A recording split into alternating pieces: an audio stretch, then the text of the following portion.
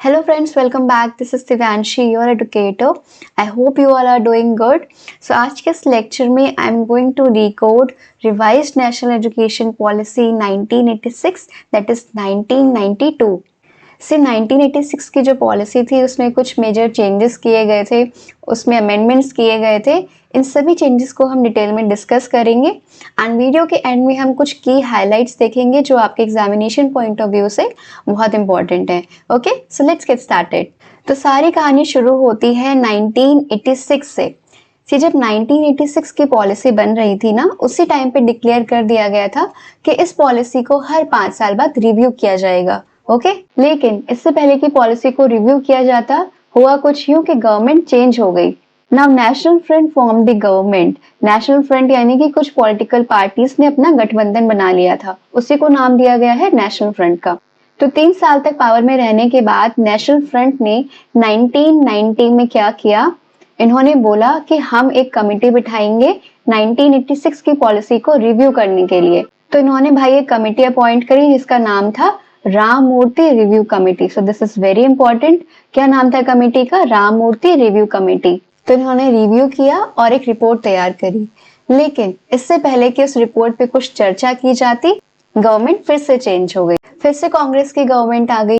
अब भाई इन्होंने बोला कि हम अपनी कमेटी बिठाएंगे, हम अपनी कमेटी अपॉइंट करेंगे और हम पॉलिसी को रिव्यू करेंगे। तो भाई इन्होंने कौन सी कमेटी अपॉइंट करी? Janardhan Reddy committee 1992।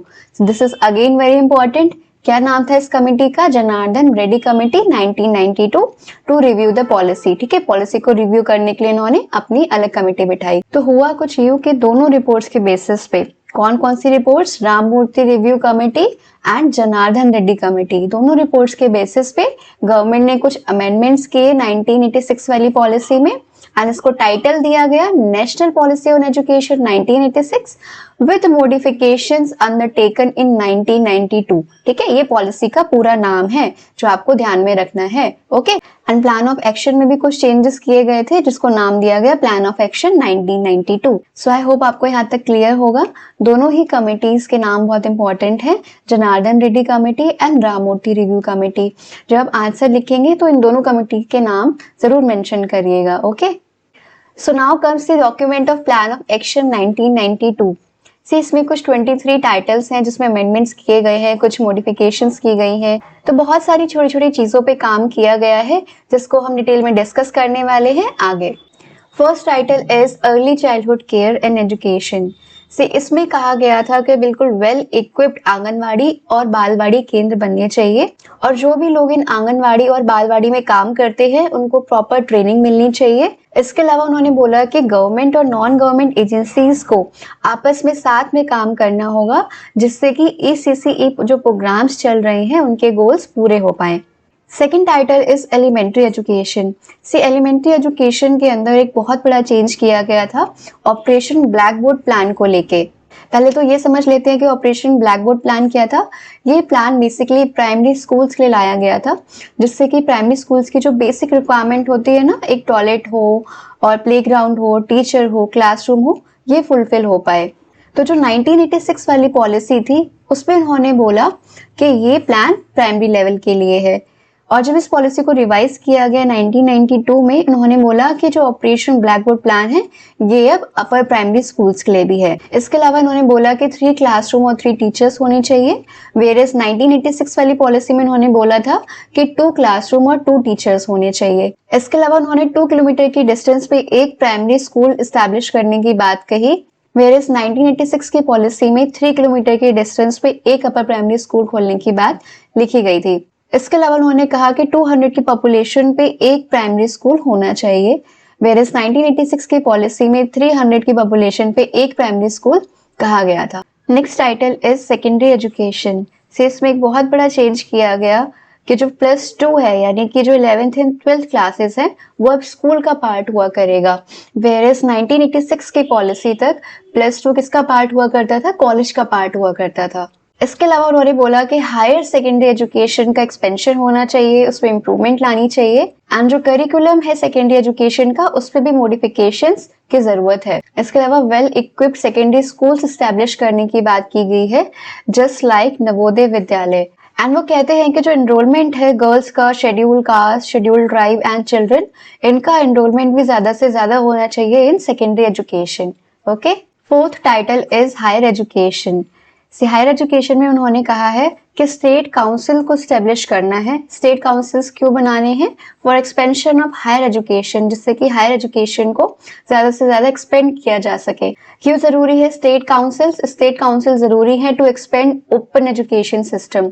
Open education यानी कि ओपन यूनिवर्सिटीज जैसे कि इग्नू, इनको एक्सपेंड करने के लिए स्टेट काउंसिल की जरूरत है। इसके अलावा हायर एजुकेशन में क्वालिटेटिव इम्प्रूवमेंट लाने के लिए और सेल्फ फाइनेंस इंस्टीट्यूशन को रिकॉग्नाइज करने के लिए, सेल्फ फाइनेंस इंस्टीट्यूशंस कौन से होते हैं?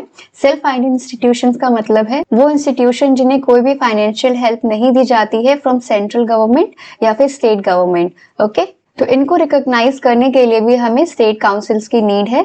इसके अलावा to encourage science education, information technology and research work, तो इन सबको भी बढ़ावा देने के लिए हमें स्टेट काउंसिल की नीड है। Now let us see Navodaya Vidyalaya में क्या क्या चेंजेस किए गए। इन्होंने कहा कि 1997 तक हर डिस्ट्रिक्ट में एक नवोदय विद्यालय होना चाहिए और इसमें एबल टीचर्स को अपॉइंट किया जाना चाहिए, जिसके लिए आज के टाइम में एंट्रेंस टेस्ट होते हैं और इंटरव्यूज कंडक्ट करवाए जाते हैं। इसके अलावा नवोदय विद्यालय की रिस्पॉन्सिबिलिटी को और एनहेंस करना चाहिए और बच्चों को एक्सचेंज प्रोग्राम की अपॉर्चुनिटी मिलनी चाहिए। So you might be thinking exchange programme क्या होता है? एक्सचेंज प्रोग्राम में जो क्लास 9th के स्टूडेंट्स होते हैं उसमें से 30% स्टूडेंट्स को अपॉर्चुनिटी दी जाती है कि वो एक साल के लिए दूसरे डिस्ट्रिक्ट में जाके पढ़ सकते हैं। और ये जो माइग्रेशन होता है ना बच्चों का, ये between Hindi speaking district and non Hindi speaking district के बीच में होता है, जिससे कि राष्ट्र एकता बनी रहे, बच्चों के बीच नेशनल इंटीग्रेशन बनी रहे। Next is vocational education. Vocational education में इन्होंने बोला कि वोकेशनल एजुकेशन जॉइंट काउंसिल बननी चाहिए। किस चीज के लिए? For planning, guidance, construct curriculum as per demand and enhance the quality. इन सभी चीजों के लिए एक जॉइंट काउंसिल बननी चाहिए। ओके, फिर बात करते हैं ओपन एजुकेशन की। ओपन एजुकेशन में क्या क्या चेंजेस लाए गए? दे सेड इग्नू से टेक्निकल हेल्प दी जाए और हर स्टेट में एक ओपन यूनिवर्सिटी खोली जाए। इसके अलावा मल्टीमीडिया को और ज्यादा एक्सपेंड किया जाए फॉर डिस्टेंस एजुकेशन। मल्टीमीडिया यानी कि टेलीविजन एंड रेडियो के थ्रू बच्चों को एजुकेशन प्रोवाइड की जाए। Next title is adult and continuing education. इसमें उन्होंने बहुत ही ज्यादा एम्फसाइज किया नेशनल लिटरेसी मिशन पे। क्या है ये national literacy mission?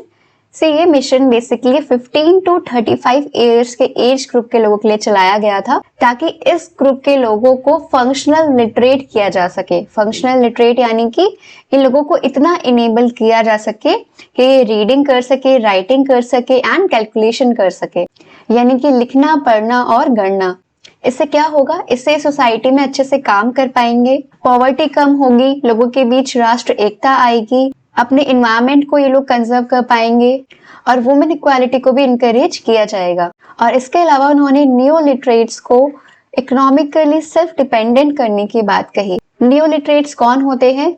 New literates वो लोग होते हैं जो कभी स्कूल नहीं जाते, जिनको कभी एजुकेशनल अपॉर्चुनिटीज नहीं मिल पाती हैं और आगे चल के ये लोग अपनी लाइफ में थोड़ा बहुत लिखना पढ़ना सीख लेते हैं, फॉर्मल तरीके से, थोड़ा इनफॉर्मल तरीके से। ओके, सो इन न्यू लिटरेट्स को स्किल प्रोवाइड की जाए, स्किल ट्रेनिंग प्रोवाइड की जाए, जिससे कि ये इकोनॉमिकली सेल्फ डिपेंडेंट बन सके। इसके अलावा उन्होंने बोला कि इनकी एजुकेशन भी कंटिन्यू रहनी चाहिए, जिससे कि ये सीखते रहें। फिर बात करते हैं एजुकेशन फॉर विमेन इक्वालिटी। तो इस टाइटल के अंदर क्या क्या चेंजेस किए गए? Special attention on girls primary education. तो गर्ल्स की जो प्राइमरी एजुकेशन है उस पर स्पेशल अटेंशन दी जानी चाहिए। इसके अलावा जो गर्ल्स ड्रॉप आउट कर लेती हैं उनको इनफॉर्मल एजुकेशन मिलनी चाहिए। इसके अलावा गर्ल्स को अट्रैक्ट किया जाना चाहिए towards vocational and technical education. And 15 to 35 years के एज ग्रुप के वुमेन को स्पेशल अटेंशन दी जानी चाहिए, जिससे कि उनको और ज्यादा बेटर एजुकेशन मिले। Next title is education for SC, ST and backward classes. इसमें काफी ज्यादा एम्फसाइज किया गया जो बैकवर्ड कम्युनिटीज हैं वहां पे भी प्राइमरी स्कूल्स ओपन किए जाने चाहिए। इसके अलावा बच्चों को free dress, free books, free stationery, free mid day meals provide की जानी चाहिए। 1992 की बात हो रही है। अगर आप प्रेजेंट टाइम में देखेंगे तो प्रेजेंट टाइम में ये चीजें ऑलरेडी इम्प्लीमेंट हो चुकी हैं। इसके अलावा इन कम्युनिटीज को कोचिंग भी प्रोवाइड की जानी चाहिए जिससे कि उनको फ्यूचर एजुकेशन के लिए गाइडेंस मिल सके। Next is education for minorities. Minorities के लिए अरेंजमेंट किया जाए जिससे कि उन्हें प्राइमरी एजुकेशन मिले, पॉलिटेक्निक एजुकेशन मिले, एंड जो कोचिंग एंड हॉस्टल्स के लिए जो प्रोजेक्ट चलाए जा रहे हैं उनको और ज्यादा एक्सपेंड किया जाए। Okay, next title is education for handicap. इसके अंदर जो एक मेजर चेंज किया गया वो था वॉलेंट्री ऑर्गेनाइजेशन की हेल्प। उन्होंने कहा कि वॉलेंट्री ऑर्गेनाइजेशन का सहयोग लिया जाए और उनके सहयोग से हैंडीकैप बच्चों के लिए स्कूल्स, स्पेसिफिक स्कूल्स ओपन किए जाएं, उनके लिए करिकुलम फ्लेक्सिबल किया जाए एंड उनको वोकेशनल ट्रेनिंग प्रोवाइड की जाए। करंटली इंडिया में ऐसी कई सारी वॉलेंट्री ऑर्गेनाइजेशंस हैं जो स्पेशली एबल्ड बच्चों के लिए काम कर रही हैं। नेक्स्ट टाइटल है D linking degrees with jobs. इसमें कहा गया है कि जो गवर्नमेंट सेक्टर में क्लर्क लेवल की जो पोस्ट है उसमें डिग्रीज को अबॉलिश कर दिया जाए। इसके अलावा नेशनल एबिलिटी टेस्ट ऑर्गेनाइज करवाया जाए बाय नेशनल इवैल्यूएशन ऑर्गेनाइजेशन। इसका सीधा सीधा मतलब हुआ कि आपको डिग्रीज के बेसिस पे जॉब नहीं मिलेंगी, आपको अब नेशनल एबिलिटी टेस्ट भी क्वालिफाई करना होगा फॉर जॉब्स। नेक्स्ट टाइटल है रूरल यूनिवर्सिटीज एंड इंस्टीट्यूट। इसमें उन्होंने बोला कि सेंट्रल रूरल इंस्टीट्यूशन काउंसिल बनाने चाहिए जिससे कि रूरल एजुकेशन का विकास किया जा सके और ज्यादा। इसके अलावा जो government and non government institute है इन रूरल एरियाज में उनको भी टेक्निकल और फाइनेंशियल हेल्प मिले जिससे कि रूरल एजुकेशन और ज्यादा बेटर हो सके। अनदर टाइटल जिसके अंदर मॉडिफिकेशंस किए गए हैं that is technical and management education. इसमें उन्होंने क्या कहा है, इसमें कहा है कि जो AICTE है यानी कि all India council for technical education, इनको और ज्यादा स्ट्रेंथन किया जाए जिससे कि ये अपने खुद के नॉर्म्स बना सके फॉर टेक्निकल एजुकेशन। इसके अलावा जो कंट्री में IITs एंड IIMs हैं जिनको हायर लेवल टेक्निकल इंस्टीट्यूट बोला जाता है, उनकी क्वालिटी मेंटेन रहे इस चीज पे भी फोकस करना है। इसके अलावा मेजर्स लेने हैं for brain drain. Brain drain का मतलब है जो टैलेंटेड इंडिविजुअल होते हैं जब वो बेटर अपॉर्चुनिटीज की तलाश में अपनी कंट्री को छोड़ के अब्रॉड जाते हैं तब उसे कहा जाता है ब्रेन ड्रेन। तो कंट्री से टैलेंट का लॉस ना हो इसके लिए भी मेजर्स लेने हैं। Next title is research and development. इससे भी उन्होंने दो चीज पे फोकस किया है। द फर्स्ट वन इज जितने भी रिसर्च इंस्टीट्यूट है वहां पे रिसर्च फैसिलिटीज को और ज्यादा इनहेंस किया जाए और ज्यादा बेहतर बनाया जाए। इसके अलावा रिसर्च वर्क को सिर्फ डिग्रीज तक ही लिमिट नहीं करना है बल्कि इस चीज का भी ध्यान रखना है कि रिसर्च वर्क का प्रॉपर एप्लीकेशन हो। Next title is cultural perspective. इसके अंदर भी कुछ मेजर चेंजेस किए गए जैसे कि प्री प्राइमरी से लेके हायर एजुकेशन तक कल्चरल प्रोग्राम्स की टीचिंग होनी चाहिए, उसकी ट्रेनिंग मिलनी चाहिए बच्चों को, प्रॉपर ऑर्गेनाइजेशन होना चाहिए स्कूल्स एंड कॉलेजेस में किस चीज का, कल्चरल प्रोग्राम्स का। And the second thing is जितने भी रीजनल कल्चरल सेंटर हैं उसको एंटायर कंट्री से लिंक करने की बात की गई है जिससे कि इंटर स्टेट रिलेशंस बन सके। Another very important title is development of languages. So इसके अंदर उन्होंने कुछ मेजर चेंजेस किए जैसे कि to implement 3 language formula. 3 language formula implement करने के लिए कहा गया। 3 लैंग्वेज फॉर्मूला क्या होता है इसको हम अपनी पहले वाली एजुकेशन पॉलिसीज में भी डिस्कस कर चुके हैं। इसके अलावा हायर एजुकेशन तक जो मीडियम ऑफ इंस्ट्रक्शन है वो क्या होना चाहिए, रीजनल लैंग्वेज, यानी कि बच्चों को जो भी इंस्ट्रक्शंस दिए जा रहे हैं वो उनकी रीजनल लैंग्वेजेस में होने चाहिए। इसके अलावा हिंदी को as a link language develop करना है। इसके अलावा संस्कृत एंड जो हमारी अदर क्लासिकल लैंग्वेजेस हैं उनको कंजर्व करने की, उनको डेवलप करने की बात की गई है। Another title is media and educational technology. इसमें कहा गया कि जो एजुकेशनल प्रोग्राम्स हैं उनको रेडियो एंड टेलीविजन पे भी प्रोवाइड किया जाएगा, इनको और ज्यादा एक्सपेंड किया जाएगा ताकि जो इन सर्विस टीचर्स हैं उनकी भी एजुकेशन कंटिन्यूस रह पाए। इसके अलावा कंप्यूटर एजुकेशन को इनकरेज किया जाएगा। अगला टाइटल है sports, physical education and youth. इसमें कहा गया कि स्कूल करिकुलम में स्पोर्ट्स एंड फिजिकल एजुकेशन को भी सफिशिएंट टाइम दिया जाएगा और इसके लिए फंड्स भी अवेलेबल करवाए जाएंगे। इसके अलावा जो बच्चे ऑलरेडी बहुत अच्छा कर रहे हैं NCC और NSS में उनको इनकरेज किया जाएगा। Now comes the very important title that is evaluation process and examination reform. इसके अंदर एक बहुत ही बड़ा चेंज लाया गया जो कि था मिनिमम लेवल ऑफ लर्निंग यानी कि MLL। Minimum level of learning कहता है हर बच्चे को इक्वल स्टैंडर्ड की एजुकेशन प्रोवाइड की जाएगी without any discrimination on the basis of caste, creed, sex and location. Okay, बिना किसी भेदभाव के हर बच्चे को इक्वल एजुकेशन प्रोवाइड की जाएगी। कौन से लेवल के लिए था ये मिनिमम लेवल ऑफ लर्निंग? ये था प्राइमरी लेवल के लिए, सभी क्लासेस के लिए सारे सब्जेक्ट्स बच्चों को पढ़ाए जाएं। वेयरएस 1986 वाली पॉलिसी में क्या था कि बच्चों को सिर्फ 3 सब्जेक्ट्स पढ़ाए जाएंगे, वो थे language, maths and environmental studies. Whereas 1992 की पॉलिसी जब रिवाइज होके आई है, उन्होंने कहा है कि सारे क्लासेस में सारे सब्जेक्ट्स पढ़ाए जाएंगे एट प्राइमरी लेवल।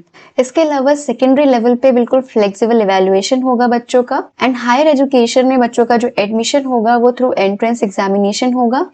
इसके अलावा ग्रेड सिस्टम जहाँ पे भी पॉसिबल है वहां पे कंडक्ट करवाया जाएगा। जो भी चीटिंग होती है एग्जामिनेशन में उसको प्रिवेंट करने की बात की गई है। Another title is management of education. इसमें कहा गया था कि एजुकेशन के मैनेजमेंट को डिसेंट्रलाइज किया जाएगा प्राइमरी लेवल से लेके हायर एजुकेशन तक।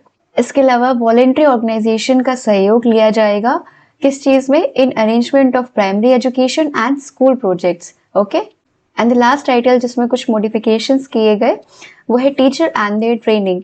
सो इसके अंदर NCTE यानी कि national council for teacher education, इसको कॉन्स्टिट्यूशनल स्टेटस देने की बात की गई है। NCTE basically in service teachers के लिए टीचर ट्रेनिंग प्रोग्राम्स कंडक्ट करवाता है।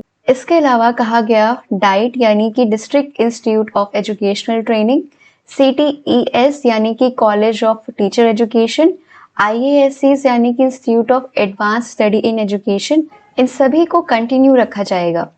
सो now let us see what are the key takeaways of this policy जो आपको ध्यान में रखनी है। फर्स्ट इज +2 को भी सेकेंडरी एजुकेशन का पार्ट बनाया जाएगा, जो कि 1986 में किसका पार्ट था? कॉलेज का पार्ट था। इसके अलावा NLM यानी कि नेशनल लिटरेसी मिशन पे बहुत ज़्यादा एम्फेसाइज किया गया। इसके अलावा वुमेन की एजुकेशन पे SC, ST, backward classes, minorities, handicap, इन सभी की एजुकेशन को इनकरेज करने की बात की गई। इस पर बहुत ज़्यादा एम्फेसाइज किया गया। इसके अलावा ECCE यानी कि early childhood care and education, इसमें आंगनवाड़ी केंद्र और बालवाड़ी केंद्र को वेल इक्विप्ड बनाने की बात की गई। इसके अलावा operation black board plan upper primary के लिए भी स्टार्ट किया गया, जो कि पहले सिर्फ प्राइमरी लेवल तक ही था। इसके अलावा 1997 तक सभी डिस्ट्रिक्ट में जवाहर नवोदय विद्यालय ओपन करने की बात की गई। इसके अलावा मिनिमम लेवल ऑफ लर्निंग की बात की गई कि हर बच्चे को बिना डिस्क्रिमिनेशन के एजुकेशन दी जाएगी एट प्राइमरी लेवल। इसके अलावा हर स्टेट में ओपन यूनिवर्सिटीज ओपन की जाएंगी इग्नू की हेल्प से। इसके अलावा रीजनल लैंग्वेज को मीडियम ऑफ इंस्ट्रक्शन बनाने की बात की गई। ओके, सो बेसिकली हमने देखा प्लान ऑफ एक्शन 1992 में 1986 वाले जो प्लान ऑफ एक्शन है उसको एक्सपेंड किया गया है, उसका सिर्फ एक्सपेंशन किया गया है। कहीं पे टाइटल के सीक्वेंस को चेंज किया गया है, कहीं पे टाइटल की लैंग्वेज चेंज की गई है। इसीलिए इस पॉलिसी को नाम दिया गया है revised national education policy. Okay, so guys, thank you very much for watching. See you in the next lecture. Till then take care, bye bye.